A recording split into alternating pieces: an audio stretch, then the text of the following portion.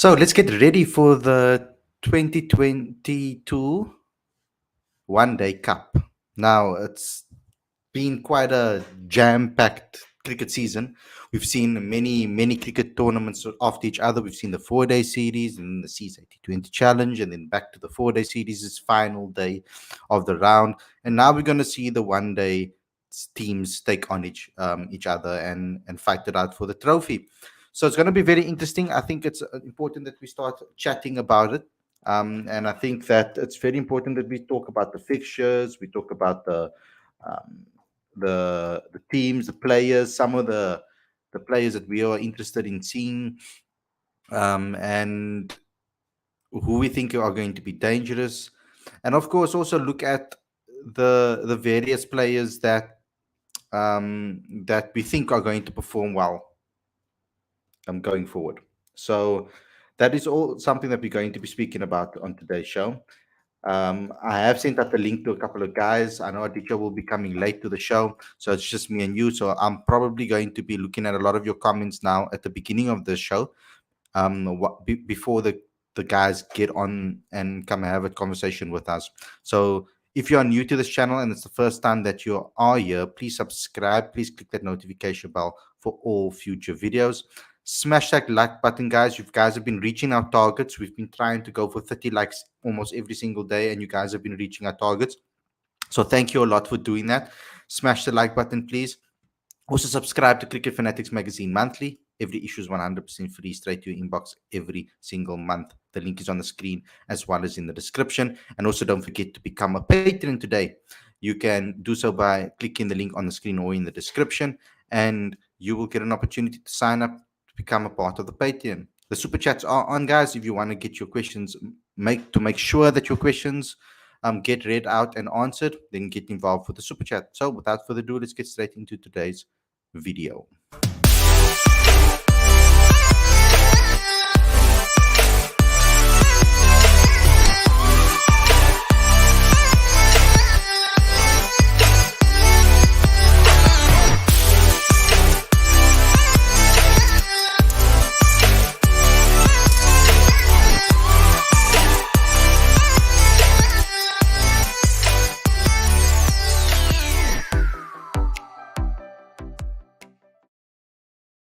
Good evening, everybody, and welcome to Cricket Fanatics Magazine. I'm your host, Khalid, and this is the daily show where we talk about all the major talking points in South African cricket.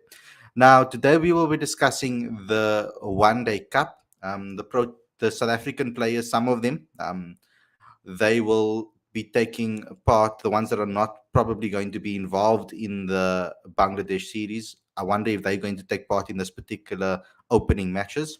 But other than that, it's going to be a very interesting tournament, I think, and it's a tournament that I feel that we all always look forward to. So I always look forward to this One Day Cup. We see some incredible talent come through the system when it happens, and it's always good to see that, and it's always good to know that um, our best players in the country are facing each other. Now we know that the last time there was no result in the final at Potchefstroom between the Lions and the Dolphins. So we want to see if we can get a result in this time around. Um, we want to see a winner, of course. So hopefully we can see that coming around. But last year's competition, a very good one. A lot of breakthrough stars came through. Of course, as we know, with regards to the batting department and in the bowling department, I think a lot of players put up their hands, and we are hoping that this tournament will be the same for this year, because we have the Bangladesh series that is going to be happening. There are opportunities in for the England series as well for white ball cricketers to also get an opportunity to put up their hand. So I think that selectors right now are going to be looking at things consistently all the time. They are going to be looking at who are the top players, and they're going to be looking at who's putting up their hands, so that they can obviously bring them into the Proteas setup. So there's a lot of players that have been. I know that at the Momentum One Day Cup 2020-2021, Yanaman Malan topped the standings with 232 runs in 4 matches, and Dominic Hindrich the same amount in 6. Grant Rulofsson 192 in 4 matches. Um, Nicky van den Berg 187 in 6 matches. So there was quite a few good performances the last time around. And they're always easy in the Momentum Monday Cup, and it's something that we want to promote our domestic cricket, and it's important that that's where the next generation of stars will be playing. So let's just look at the fixture list first and foremost. I would like to get a look at the fixture list. Um, for me personally, I wish there were more games that were played on TV. I'm going to put it up on the screen right now for you guys to see. So that's the fixture list in front of you. As you can see, there are it's a jam-packed schedule, of course. That's the first thing that we have to notice. But when it comes to, for example, Friday, there are 3 games almost per day, 4 games in some cases per day. So it's going to be a jam-packed schedule. The as shown on the particular graphic, the you guys have to help me. I'm colorblind, so I think it's light green. The light green highlight, that is the games that will be on TV. According to, or not the light green, but like the green color, darkish greenish color, that's highlighted are the games that will be televised apparently. So that's only one, two, three, four, five, six or 7 games that will be on TV. So that's not a good sign from from a domestic point of view. We would hope that there will be more games, obviously broadcasted on TV. But seeing that this particular games are going to be running simultaneously, almost with the some of the IPL games, also the Bangladesh series as well. So it is going to be in between. It's going to be mixed up with all of that. So I can understand why maybe not all of them can be on TV. Maybe there's no scheduling space in the schedule for it. Otherwise, I do think that they would have definitely allowed that. Why a deal can't be struck with SABC to take over just for the Wonder Cup if they can't show all the games and share the rights amongst them? And this, we all be friends and be happy. I know I'm living in a utopian world over here. That might not ever happen. But if they could share the rights, that would be awesome domestic cricket, so that the rest of the country, all around the world, people can watch. So yeah, let's get into some of your comments to see what you guys have to say. We've got Destroyer saying 2 days to go. Excited to see Stubbs, Brevis in the ODI, in the one day cups, or in the ODIs. Are you talking about? Yeah, I think CSA should increase the number of quotas in domestic cricket from 6 to 4. Oh, sorry, decrease. Sorry. Yes, I also think so. I mean, that was something that I was um, would have suggested too. Seeing that most of the time it's only easy for us to reach the 4 target, not the 6. It might be able to give us some consistency going forward, just to build momentum and grow and prepare ourselves more for and set the foundations for future players of color. I think that's important. And decreasing it to 4, I don't think that we should be frowned upon, because at least you know that 4 will be picked. And if there is someone that is standing out that's better, you can pick more. There's no rule with regards to how many players of color you can pick, but there is a minimum value. So you might be building a good platform for all of these people and for all of these guys and all of these players, that they can come into a system that is supporting them. So yeah, that is Kani's question. Um, oh, this is another question you have here, Khalid. Will Donovan Ferreira play? Does he have a contract now? Um, that is a good question. I should have asked him that. I will have a conversation with him and ask him that, and then bring that conversation to you guys. Um, Waiting to see players like Deva Brevers, John O'Byrne, Tristan Stubbs, Mitchell van Buren, Matthew Bretsky, Van Tonde, Donovan Ferreira, Libber, Daniel Smith, Grant Rulofsson, Kutsia, and Tanzi in this. Yes, I hope that all are available and all are fit, because Ntanzi has been struggling with injuries for quite some time. So I hope that he is recovered and that he can play. There are so many talented people, and Suraj, you basically are mentioning all of them in the live chat, so I might as well read through some of them. There's Ryan Rickleton, Joshua Richards, Antile Semalani, Jason Smith, Matthew Post. I hope Matthew Post will be playing. Junaid Dawood, Ziad Abrams. I hope Junaid Dawood also will be playing after his T20 performance. Ziad Abrams is playing well for the Rocks as well. Cody Yusuf, Mpongwana as well. Um, all good players. Dwan Jansen, Ethan Bosch, Corbin Bosch, Ruan de Swart, Delano Potgieter, Wesley Marshall, George Linder. Geez, it's almost like you have a squad list and you just copied and paste all of this. Um, Also mentioning some players in the second division too. Um, yeah, I'm going to try and find out. You see, they haven't released the squads yet, so we are waiting for them to release all the squads, and then I think that we can discuss it a little bit more and in depth. We will bring it up again when they do release the squads, and then we can have a conversation about that. I just wanted to today. I wanted to do a show to see what you guys have to say about the Wonder Cup. How excited you are? Which players you excited to see? Are players like Stevenson and Ashok Putli, Lifantanji fit to play? Um, like I said, we are waiting for the news to be updated on whether the players are ready and fit and who's available. I'm hoping to get that very soon. Hopefully, they release that to us tomorrow or later today. Cross fingers. I would like to know what the squads are and who are available. Khalid, I think SA have the perfect replacement for David Bellingham in the form of talented Mitchell van Buren. Mitchell, um, in my opinion, it's Mitchell van Buren. I'm pretty sure you're talking about Mitchell van Buren, um, not van Vieren. Um, it's Tian van Vieren, I think, if I remember correctly. Um, it's a Tian van Vieren and a yeah, and a Mitchell van Buren. So I'm sure you're talking about Mitchell van Buren over here, for the Lions. Grant Rullison, looking forward to that. Khalid, which venues? I'm gonna pop it up on the screen again. Um, I'm gonna pop it up on the screen again so you guys can have a look. They're playing all around the country at their home venues. So ultimately, that's all the grounds. Um, so I've dropped it on screen for you. So they'll be playing at in Potchefstroom. They'll be playing in Johannesburg at Centurion, in Bonan Park at Paul, St George's Park in Gqeberha, Durban. So they'll be playing at their venues. So all around the country they'll be playing.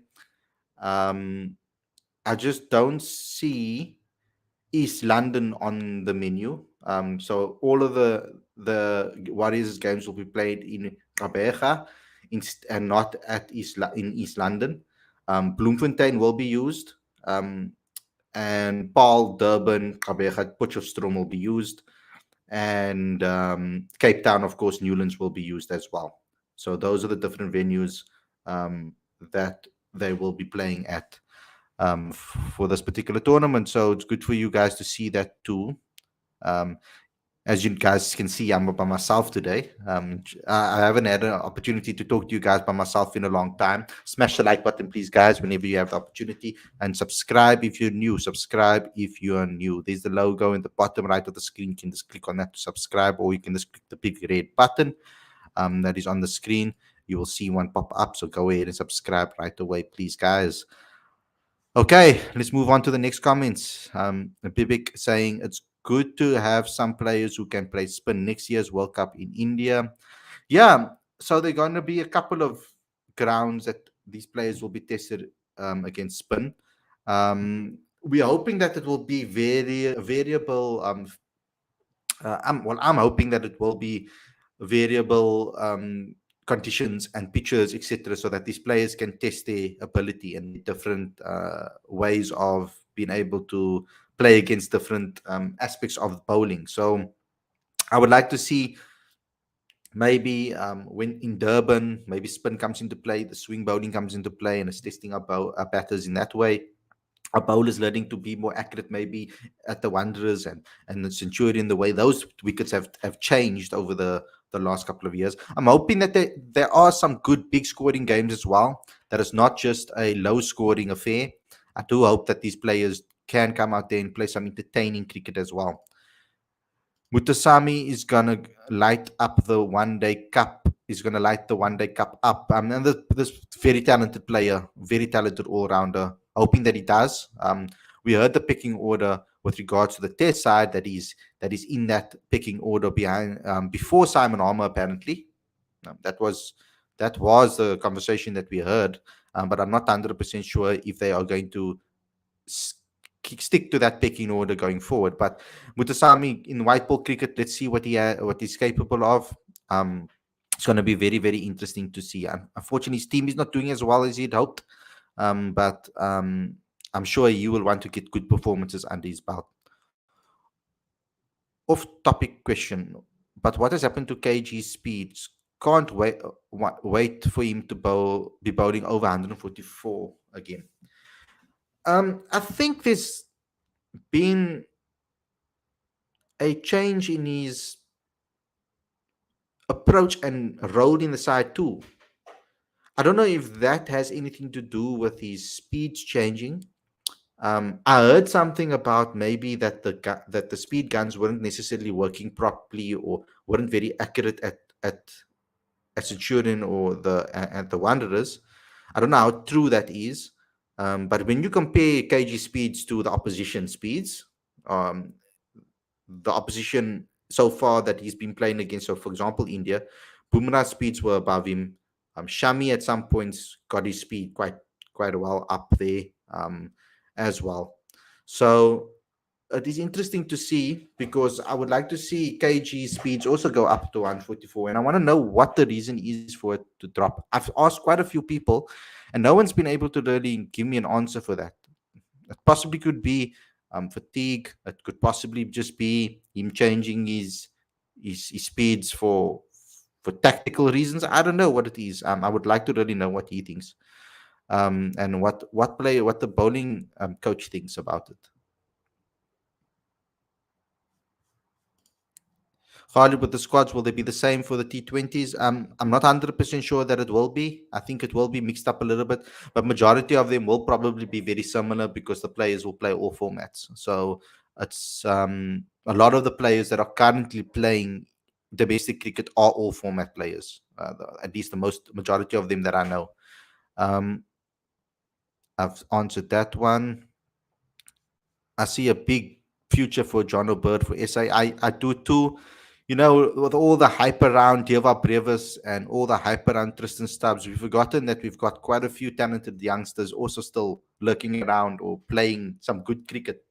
Got Bryce Parsons, we've got the likes of John O'Bird, Daniel Smith, who was Deva's captain at under 19 level. There's so many young players that are available that are still knocking on the door. Gerald Coetzee is still trying to find his form again. Reinhard van Tonder is still trying to do so too. Sinetemba Mashile is trying to stamp his authority in all formats. So there are still a lot of talented youngsters around that we're hoping to see. Tando Ntini is doing pretty well for himself too. So yeah, let's wait and see how John O'Bird continues to grow, because I would really like him to become the player that I feel he's always was meant to be since the first moment that I saw him play.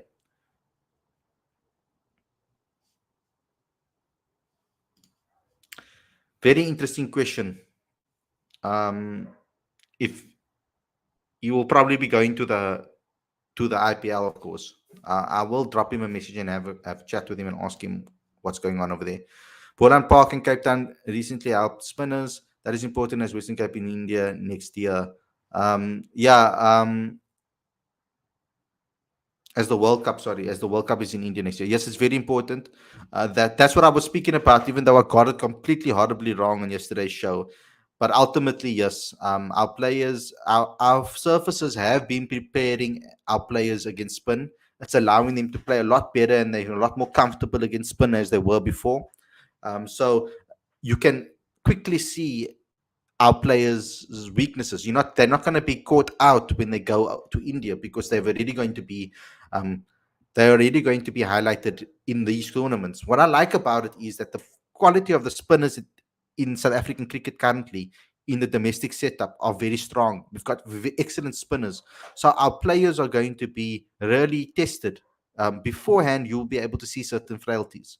You'll be able to see how players adapt their game to spin. And with the World Cup being in India, this is a perfect scouting ground for Victor Pitsang and his and his staff and his selector staff, because his panel needs to be there at majority of the games that they can. They can't be at every game. Maybe they can spread it out. If there's more than one of them, if there's three or four more than one of them, they can actually spread it out. I know of Patrick Maroney, and I know of Victor Impensang.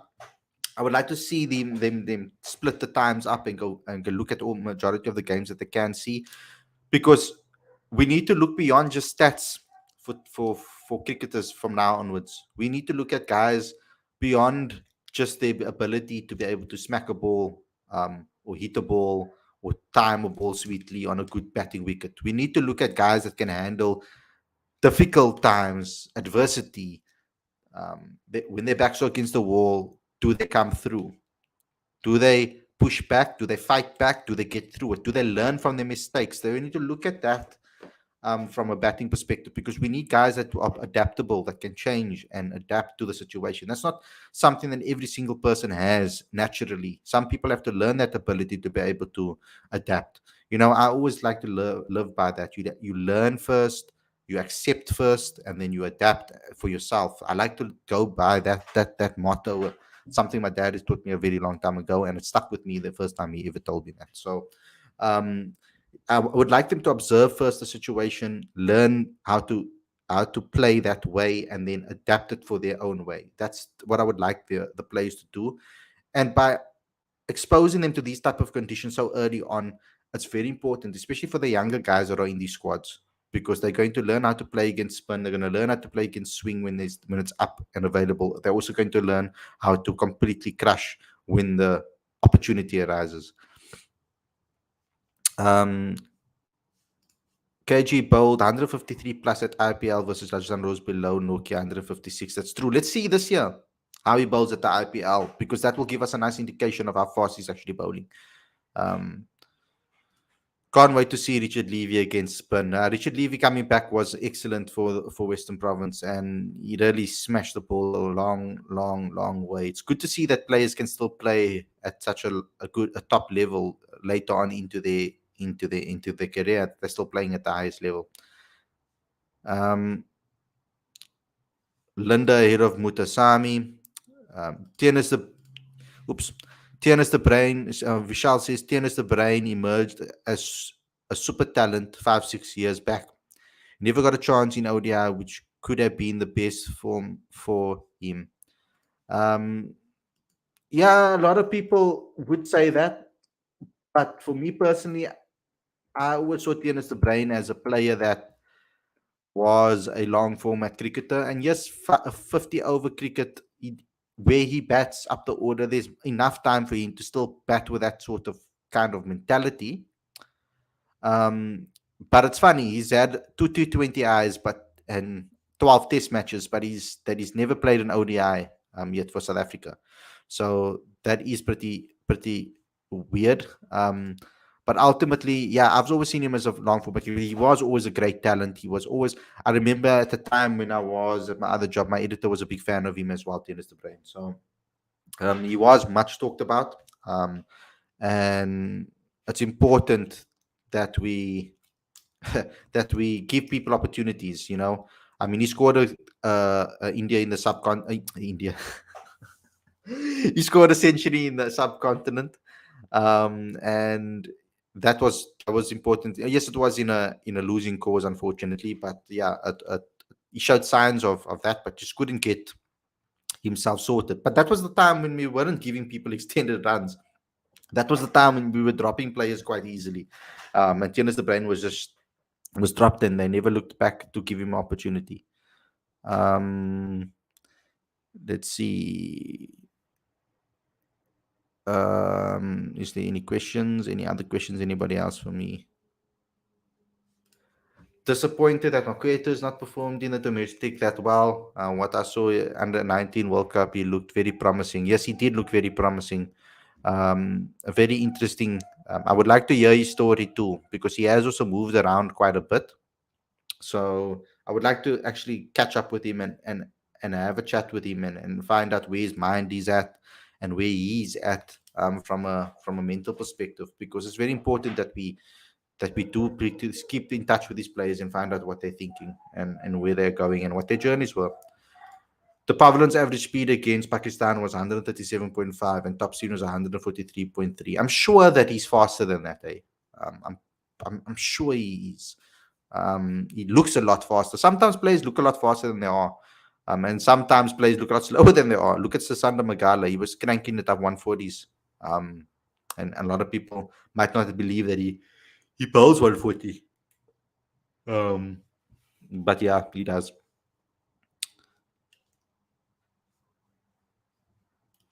Why can't Aiden Markham or Sarl ever play for a county club before the England series? I wonder if they will. Let's wait and see.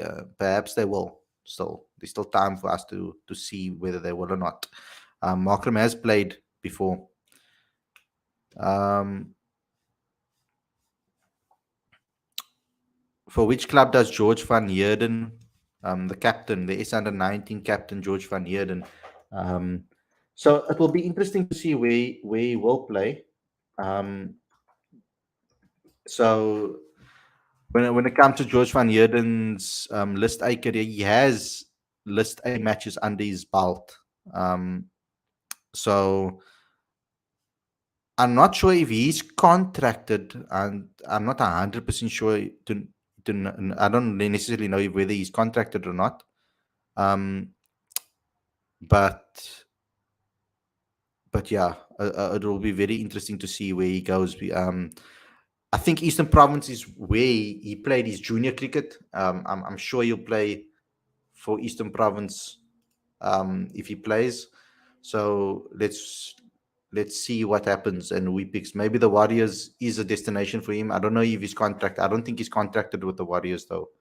Um, so we'll have to wait and see. Or he could possibly, I think, perhaps maybe play for Border. I think in the second division, but I think Eastern Province is his province. So that will be with the Warriors. So you could possibly play for the Warriors. I'm not 100% sure if he has a contract or not. To be fair, guys. Um, some of these questions I have to go do some research on. It wasn't even in my head at the time. Um, so there's a lot of talented players at the Warriors. So it's difficult for him. It's going to be difficult for him to get into that team. Um,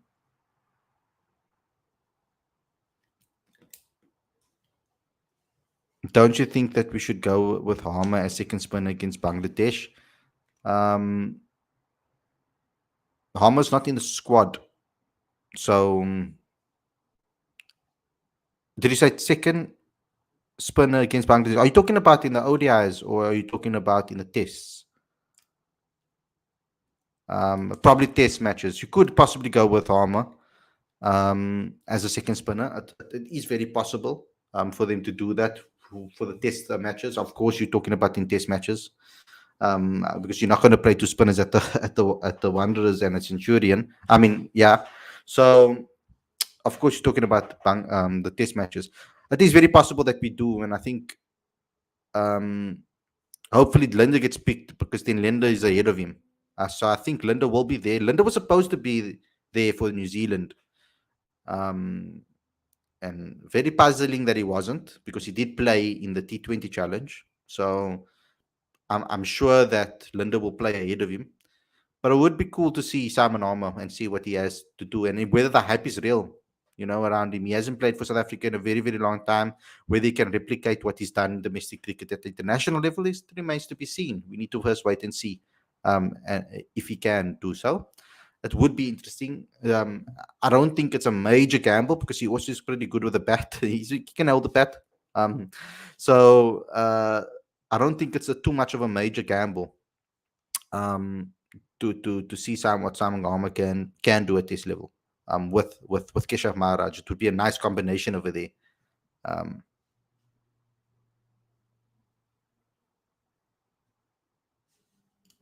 Hardy SS record at Kingsmead is really poor in last 10 years. It is because of changing in the pitch. Yes, possibly because of the change in the pitch. It's also possibly because of the rain, the amount of rain that happens over there. And we are not, the rain is not our best friend when it comes to cricket here in South Africa. So, yeah, it could possibly be because of the pitch. It also could possibly be because of the amount of rain that's there, etc. Um, but we are a lot better now. I'm a lot more comfortable with South Africa's ability against spin now than I've ever been before. So I'm very happy with the way South Africa plays, um, the slower deliveries. Now I'm starting to get worried about swing because we don't have a lot of bowlers in the domestic level that swing that ball quick at a quick pace. So I'm a little bit worried about it. Um, the Shaheen Afridis of this world are so talented. So, and especially we struggle more with the Shamis of the world that are not necessarily bowling close to 150, but they are swinging that ball at 130 and 135. So, yeah, we need to find a way to combat that. Um, all the difficult disciplines are the ones that we need to combat somehow.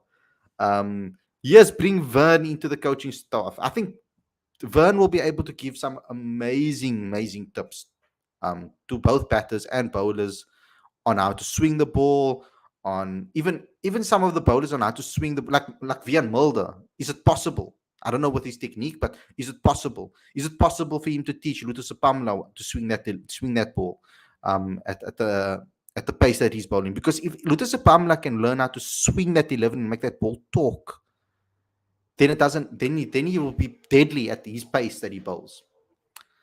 So someone like that is in Tando Ntini. Tando Ntini swings the ball. I've watched him move that ball in the air. Talented, and he doesn't bowl quickly. So it's important that he doesn't bowl like 150. So it's important that he does learn how to swing that ball, and he could be a surprise package in the future. He's not old either. He's still very young. So that's another player that could be. But yeah, Big Vern in the coaching staff or somewhere, as a bowling lead. He doesn't necessarily have to be with the Proteas alone. He could maybe be a bowling lead and help multiple teams, the under 19 team, the women's team, the men's team. He could help all the teams. He could be like a Neil McKenzie, helps out where he's needed. Where is Import Dan and Seppo? No idea, guys. No idea.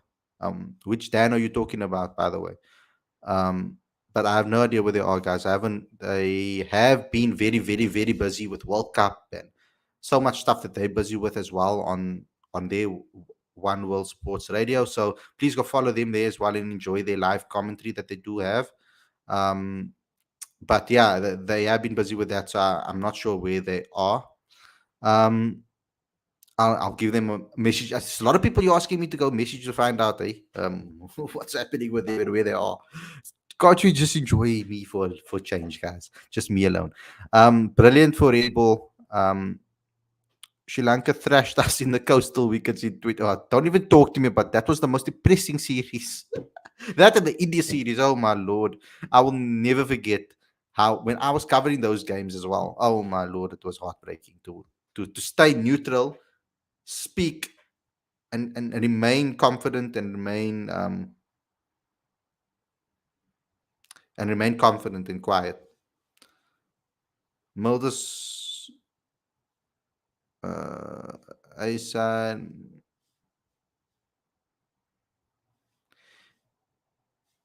Any chances of Peter Malan being recalled to the Proteas setup? How's Tienes the Brain doing?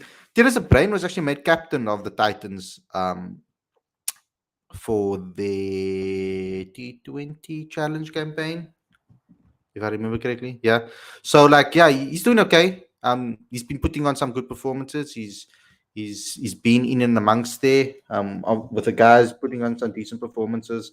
I think he's enjoying this more seniority in the side. Is this more senior role in the side? He's used to being a captain though. I mean, he was the captain of the Knights for years, so he is used to being a captain. It's not like he's not. So yeah, I'm pretty sure he's enjoying himself. He looks like he's enjoying himself. There was a time where he went a little bit missing, but it does seem like he is enjoying himself. I mean, recently in the first class match to help win the title, he scored 143. So it was a massive score. In the T20 stuff, he's been okay. I mean, the Lions, he plays well against the Lions every time. I mean, his highest score in the T20s was that 63. Um, when it comes to that, I think it was the 63. Um, but he did score a 63 against the Warriors. So that was interesting. Yeah, so in the T20s he wasn't maybe doing as well, but it's important to know that in the red ball arena, right? It's important that it's important that sorry, I was just reading a comment there. It's important that he does continue this over into the one day arena where there are still maybe some positions up for grabs, you'll say. I think so still. I still think in the one day arena there are still some wickets up for grabs. Um,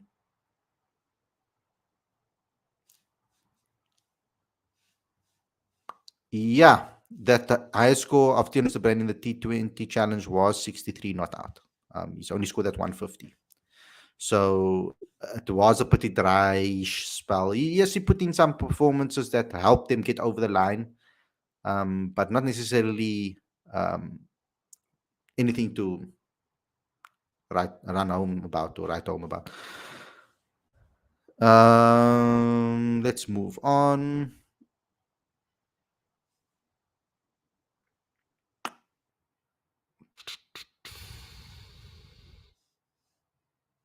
Oh, big question. Big question. I'm gonna read this one out. Khalid, how important for Temba to perform well consistently and be a role models for the next generation, mainly Black African batters? 100% hit the nail on the head here with the question. It should have been a statement. Um, it's very important that Temba Bavuma performs consistently. I want to see the best of Temba Bavuma. I want to see a Bavuma perform. And by him performing, it will, because it will give players, especially a Black African player from the townships, from poorer communities, need to see someone that they can relate to, someone that came from the same struggle as they did. And Temba Bavuma is an indication of that. What he's achieved in his life, he should be very proud of. No matter what people say about his ability and his cricket ability and this and that and the other, he should be extremely proud of what he's achieved under the difficult circumstances that he found himself in. So it is a difficult it was difficult for him in his career. It wasn't the easiest to get where he is today, and he is a symbol for that. So it's very important that he performs well so that he can. um Will Harmer and Linda be available for the Bangladesh test? The county season overlaps with the final test. There is another question we're going to be have to answer. So we're going to have to go into more depth and look into that. I'm going to get Aaron on the show. He's more of the county cricket specialist. He'll understand how it works. I'll be getting him on the show very soon. I will be messaging him at some time to get him to give us some insight into that. If Mark Boucher was to lose his job, who would you want to replace him? Wow, what a question. Love the profile picture, by the way. It's awesome. Um, damn. Okay. I've always wanted to see Enoch Nkwe as a coach of South Africa. Never got the opportunity to see him be the main time coach of South Africa. But someone that should have been given an opportunity a very long time ago, and I feel it was hard done by, was Jeffrey Toyana. And I still think he's hard done by now. I think he deserves to be a main coach and not an assistant coach. And Jeff Toyana, I think, especially for where South Africa is currently in the transitional phase where we are looking for the next generation of superstars, I can see Jeff Toyana coming here and marshal these youngsters and teach them what they need to do, and really keep their heads on straight. I do think, however, he's going to need to stack up his backroom staff, make sure that he has a decent backroom staff available to him as well, so that he can focus on what he's strong at. And that's motivating players, get them mentally ready, making sure that they're feeling good about themselves, being that support structure for them, um, and and and and just everything that he brings to the game. That's other than the coaching of cricket, which he is very good at as well. But I'm talking about the things that really tip your players into the next level of achievements. So I would like to see Jeff Toyana come in. And if it's not a local coach, I would like to see an overseas coach. I'm not sure who. Don't ask me who from overseas, but it would be interesting to see maybe an Australian guy come here and try to get some attitude and not arrogance, but confidence in our players, um, and a winning mentality that we've never. Maybe maybe an Australian coach can come in here and change the way we play cricket. Mentality wise, I think is where we lack, and that's probably where the Australians are the strongest in the world at that. They're the best at mental strength. They are probably the best at convincing themselves that they are the best. I mean, other than American sports teams, etc., they've done that for many generations. I think the Australians are in that same bracket. They are so good at self motivating themselves to believe that they are the best, that it comes out in performances in the end of the day. That T20 World Cup, I would have never expected Australia to win it. Like, not in a million years if I looked on the team at paper. But it just shows their mental strength. They have an amazing ability to switch it on. So I would be interested to see maybe an Australian coach coming. Justin Langer. Jokes. What side and are you looking forward to the most? What side and player am I looking forward to the most? Guys, don't ask me to pick. Um, I'm interested to see how the Warriors are going to do. I feel they showed amazing signs in the T20 challenge. Very unfortunate not to get um, to be in contention for that title, like properly content, being in the final, etc. Very unfortunate. Then with CSA 4-day competition, their game was running out and they were doing exceptionally well, and they were close to bowling out the opposition, the Knights, and having a total that was easily chaseable. Just over 130, I think it was 140 at the time. So yeah, very very unlucky, because I feel that, or if they won that match, they would have been champions, obviously, of the 4-day competition, and it rained and rained and rained and affected their game, and unfortunately they never won the title, and the Titans won it. So I think it would be nice to see the Warriors get a victory for a change and get a title. I'm from Cape Town, of course, so you want to see the Blitz do well as well, especially with the younger team that they have. Um, the Rocks is also from this region, so I enjoy watching them play. But I've got some players that I do enjoy in other franchises too. It would be good to see Northwest maybe make it win this competition also, because then it will make the chase at the end in the relegation battle for next season very very tricky, because um, if they can win a tournament, even though they've been basically last on the log in both competitions, um, then that will be very, very, very interesting. It will shake things up a little bit. So from a neutral perspective, probably Northwest, eh? Um, please change your football club. Never, never, ever will I change my football club. I love my football club. My football club's the reason I fell in love with football. So I can never change my football club, no matter how crap they are currently. Gee, they make me so depressed.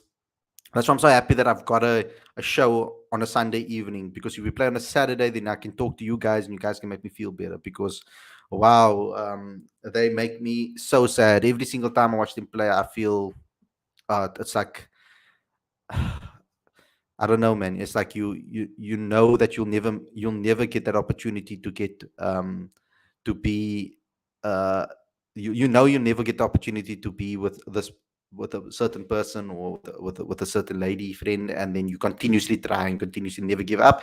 Manchester United is beating me up currently like that, or it's like taking on a fight. If you guys are in a martial artist and you know that the opposition is stronger than you. I used to do that quite a bit when I was fighting. You fight.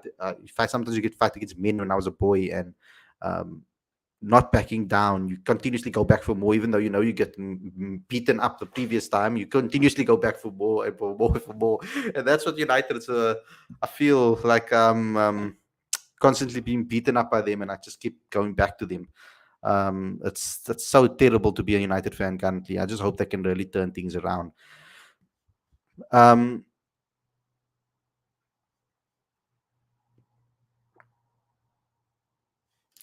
your expectations of the SA women to make a final. We're going to be talking about the Proteas women tomorrow, ahead of their game, and very excited to see them take on Pakistan. And they're so talented. They're such a good bunch of cricketers, very talented group of players, very good pipeline. If we want an example, this is what irritates me. If we want an example of how to transition, the Proteas women have done it phenomenally well. The way they've allowed players to leave and then replace them with new guys and new players that are ready. For example, they lost their captain and possibly one of the best players in Dane Finikek, and yet they still are going into this World Cup with a new captain, Sune Lewis, and they won their opening game.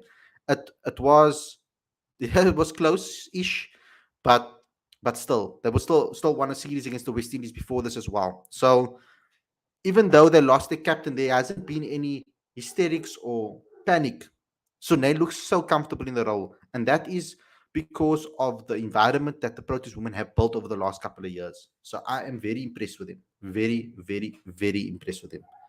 And I think a lot of the players are coming, hitting their peak right now. Also, some of them are hitting the right form at the right time. Like Chloe Tryon, for example, she's looking lean and she's looking fit and she's looking deadly.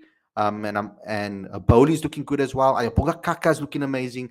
Marazan Cup was still welcome to the party. We know that. That's a given. You expect that. Same with Shabnim Ismail. You expect that from them.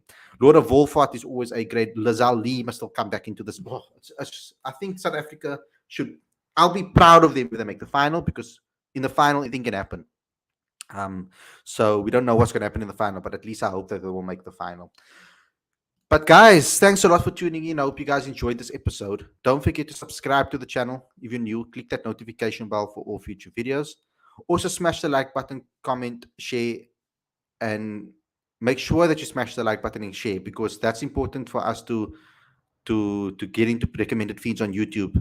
We are getting closer and closer to the 3,000 mark, guys. I think we need like 90 subscribers. So please go and share this with all the South African friends that you have that love cricket. Please get them to subscribe and join this family. We are growing nicely, guys. Let's keep on growing. Let's keep on moving, guys. We're together with us. We're all cricket fanatics. We're all part of the Fanatics brand, guys. That is what we are. We are a family. Also, get involved with the Patreon account. The link is on the screen and in the description as well. Go ahead and you can pick your tier. You will also get access to our exclusive WhatsApp group, where you can ask me questions directly, and some of the patrons as well. I know they are in there too. Thanks a lot for watching, and we'll see you guys again tomorrow with another daily show. Thank you for joining in with me, guys, even though it was me alone. Thanks again for joining, and we'll see you guys very, very soon. Thank you.